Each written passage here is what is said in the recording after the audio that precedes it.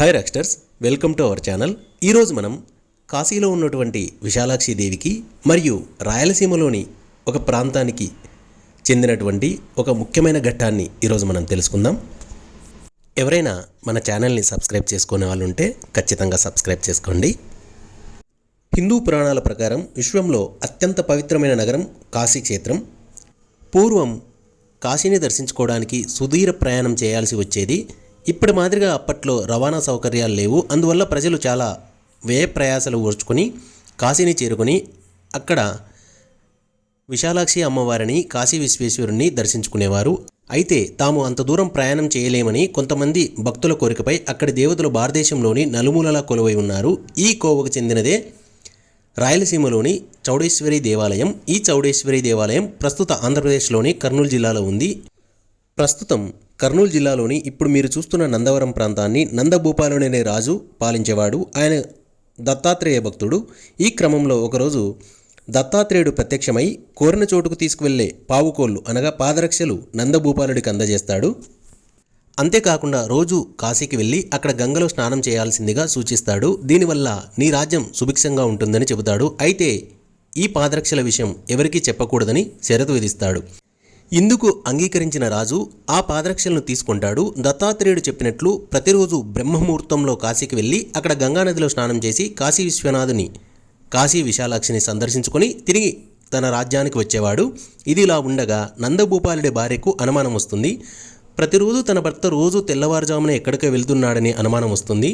ఒకరోజు ఇదే విషయాన్ని భర్త నందభూపాలుడితో అడిగి గొడవ పెట్టుకుంటుంది. దీంతో విధిలేని పరిస్థితుల్లో నందభూపాలుడు మరుసటి రోజు తన భార్యను కూడా తనతో పాటు కాశీకి తీసుకుని వెళ్తాడు. అక్కడ స్నానాలు ముగించుకున్న తర్వాత రాజు భార్యకి నెలసరి వస్తుంది. దీంతో ఆ పాదుకలు తమ శక్తిని కోల్పోతాయి. కంగారు పడిన రాజు తనకు సహాయం చేయాల్సిందిగా అక్కడ ఉన్న 500 మంది బ్రాహ్మణులను కోరుతాడు. తాను త్వరగా రాజ్యాన్ని చేరుకోకపోతే రాజ్యంలోని ప్రజలు భయాందోళనకు గురవుతారని బాధపడతాడు. అంతేకాకుండా రాజ్యంలో రాజు లేడని తెలిస్తే శత్రురాజులు దాడులు చేసే అవకాశం ఉందని వేడుకుంటాడు. దీంతో ఆ బ్రాహ్మణులు తమ శక్తిని రాజుకు, ఆయన భార్యకు అందజేస్తారు. అందుకు సంతోషించిన రాజు వారు ఇబ్బందుల్లో ఉన్నప్పుడు తాను తప్పక సహాయం అందిస్తానని వాగ్దానం ఇచ్చి భార్యా సమేతుడై నందవరానికి వచ్చేస్తాడు. ఇలా కొన్ని రోజులు గడిచిన తర్వాత కాశీలో విపరీతమైన కరువు వస్తుంది. దీంతో బ్రాహ్మణులు తమకు సహాయం చేయవలసిందిగా నందవరంకు వచ్చి రాజును అర్థిస్తారు. అయితే రాజు వీరి గొప్పతనం తనతో పాటు రాజ్యంలోని అందరికీ తెలియాలన్న ఉద్దేశంతో మీరు నాకు సహాయం చేశారన్న దానికి సాక్ష్యం ఎవరు అని ప్రశ్నిస్తారు. కాశీలో మన మధ్య జరిగిన ఒప్పందానికి అక్కడ విశాలాక్షిదేవి సాక్ష్యమని, ఆమె తప్ప మరెవరూ ఆ సమయంలో అక్కడ లేరని ఆ 500 మంది బ్రాహ్మణులు చెబుతారు.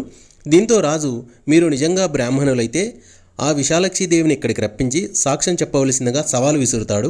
దీంతో బ్రాహ్మణులు తిరిగి కాశీకి వెళ్ళి అక్కడ విశాలాక్షి అమ్మవారికి జరిగిన విషయం మొత్తం చెప్పి తమతో పాటు నందవరం రావాల్సిందిగా కోరుతారు. ఇందుకు విశాలాక్షిదేవి అంగీకరిస్తుంది. అయితే ఒక షరతు విధిస్తుంది. మీరు దారి చూపిస్తూ ఉంటే నేను మీ వెనక వస్తానని చెబుతుంది. అయితే మీలో ఏ ఒక్కరూ వెనుతిరిగి చూసినా తాను వెనక్కి తిరిగి వెళ్ళిపోతానని చెబుతుంది. దీనికి అంగీకరించిన బ్రాహ్మణులు విశాలాక్షి అమ్మవారిని వెంటబెట్టుకొని నందవరానికి ఒక సొరంగం గుండా బయలుదేరుతారు. నందవరం రాజ్యంలోకి వారు ప్రవేశించగానే ఒక బ్రాహ్మణుడు వెనక్కి తిరిగి విశాలాక్షి అమ్మవారు వస్తోందో లేదో అని చూస్తాడు. దీంతో విశాలాక్షిదేవి ఇక్కడే శిలారూపంలో ఉండిపోతుంది. విషయం తెలుసుకున్న రాజు అక్కడికి వచ్చి బ్రాహ్మణులకు తన మనసులోని మాట చెబుతాడు. మీ గొప్పతనాన్ని తన రాజ్యం వారికి కూడా తెలియాలన్న ఉద్దేశంతో ఇలా పరీక్ష పెట్టానని చెబుతారు.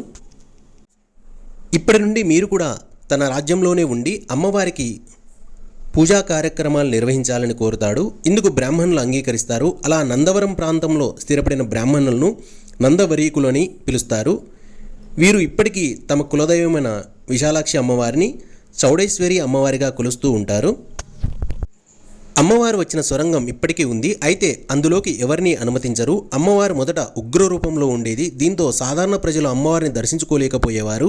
దీంతో రాజు అమ్మవారి శిలారూపం దాల్చిన చోట పైభాగంలో, అంటే భూమి పైభాగంలో అలాంటిదే మరో విగ్రహం ఏర్పాటు చేసి గుడి కూడా కట్టించాడు. ఇక అమ్మవారి విగ్రహంను ఒక చేత ఖడ్గం, మరో చేతిలో కుంకుమ భరణ ఉంటుంది. ఇప్పుడు ఇక్కడ మీరు చూస్తున్నారు కదా, ఈ గుహ ద్వారా విశాలాక్షి అమ్మవారు నందవరం చేరుకుంది.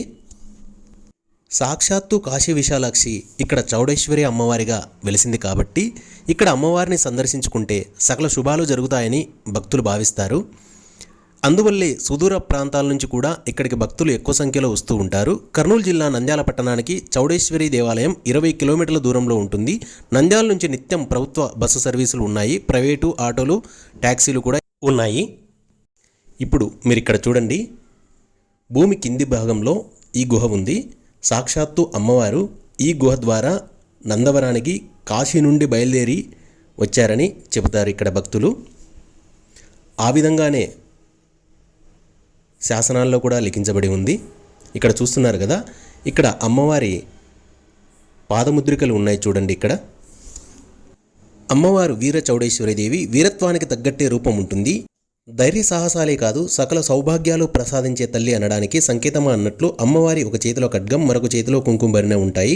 ఆలయం పక్కనే ఇప్పుడు మీరు చూస్తున్న ఒక చెట్టు ఉన్నది. విశాలంగా విస్తరించి ఉండే ఈ వృక్షం ఆకులు మన గోరింట చెట్టు ఆకుల మాదిరిగా చాలా చిన్నగా ఉంటాయి. చిన్న చిన్న తెల్ల పూలతో ఆకర్షణీయంగా ఉండే ఈ చెట్టు పేరు కరివే.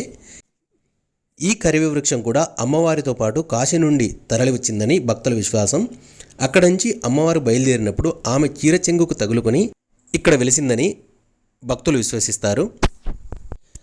అందుకే అచంచల భక్తితో భక్తులు ఈ వృక్షానికి కూడా పూజలు చేస్తారు. అమ్మవారి ముందు శ్రీచక్రం ఉన్నది. భక్తులు అక్కడ కుంకుమ పూజ చేయవచ్చు. అమ్మవారి గర్భగుడికి బయట ఉన్న ఈ చెట్టు కాశీలో తప్ప మరెక్కడా కనిపించవు. అందువల్ల ఈ చెట్టు కూడా అమ్మవారితో పాటు కాశీ నుంచి ఇక్కడికి వచ్చిందని భక్తులు భావిస్తుంటారు.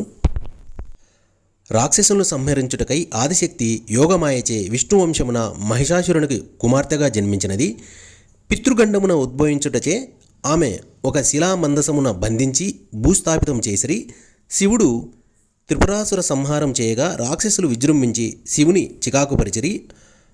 ఆ యుద్ధమున మిక్కిలి అలసిపోయిన శివుడు ఆదిశక్తి భూస్థాపితం చేయబడిన ప్రదేశమునకు వచ్చి తన నుదుటి చెమటను వ్రేలితో తూడ్చి అచ్చట విడిచెను. అప్పుడు ఆమె చెమట బిందువులచే శిలామందసము బద్దలై అందుండి ఘోర భీకరమైన వీరచౌడేశ్వరి ఉద్భవించెను. శివుడు ఆమెని రాక్షస సంహారిణి అయిన పుత్రికగా నిరంగి ఆమె ఖడ్గ, డమరుక, కిండివాల, చక్ర, త్రిశూల, పాశంబు మొదలుగా ఆమె ఆయుధములను నొసంగి ఆశీర్వదించెను. అటువంటి వీరచౌడేశ్వరి తన కొరకు తపస్సు చేయుచున్న పుష్పాండజుని కడకు వచ్చి అతనికి ప్రత్యక్షమయ్యను.